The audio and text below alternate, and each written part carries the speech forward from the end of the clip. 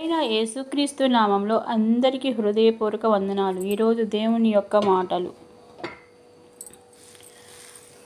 అందరిపై ప్రభువు లేక శత్రువుపై సాతానా, నీ యొక్క ప్రవర్తన ఎవరిని గెలిపిస్తుంది?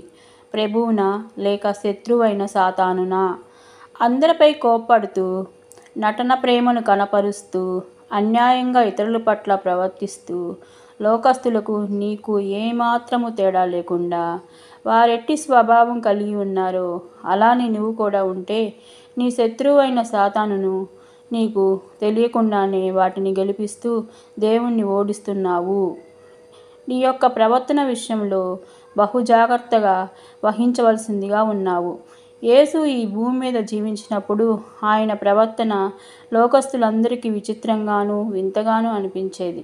ఎందుకంటే ఆయన వారిలా కాక పరిశుద్ధంగా జీవించాడు. మనము కూడా ఆయన వలె జీవిస్తే సాతాను ఓడిపోయి మన ప్రవర్తన ఇతరులకు ఆకర్షణగా కనపడుతుంది. ఆయన చిత్తం నీ జీవితంలో నెరవేర్చబడుతుంది.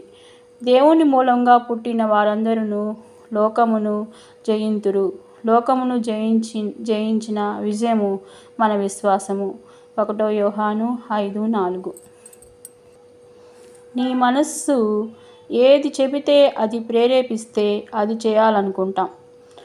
ఆ మనసు లోకం అనే సిగ్నల్కి కనెక్ట్ అయి ఉంటే శరీర ఆశలు, అసభ్యకరమైన ప్రవర్తన, చెడు స్నేహాలు, ఇలా లోకము ఎంతైతే అపవిత్రతతో నిండిపోయిద్దో దాని యొక్క లక్షణాలు నీ మనసులో ప్రేరేపించడం వలన నీ ప్రవర్తన కూడా లోకస్తుల వలె మారిపోతుంది. ప్రభువుకి అసహ్యమైన వ్యక్తిగా మిగిలిపోతావు. అదే నీ మనసు ప్రభువుకి అందుబాటులో ఉంటే ఆయన వంటి వానిగా మారతావు. మంచి క్రియలు నీలో పనిచేస్తాయి.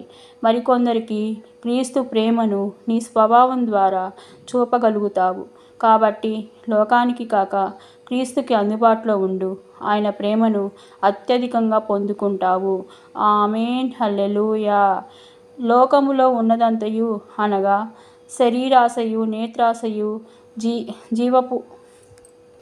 జీవపు డంబములు తండ్రి వలన పుట్టినవి కావు, అవి లోక సంబంధమైనవే. 1 యోహాను 2:16. ఆమేన్. హల్లెలూయా.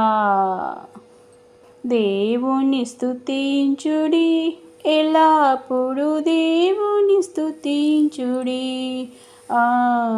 దేవుని స్తుతించుడి, ఎల్లప్పుడూ దేవుని స్తుతించుడి.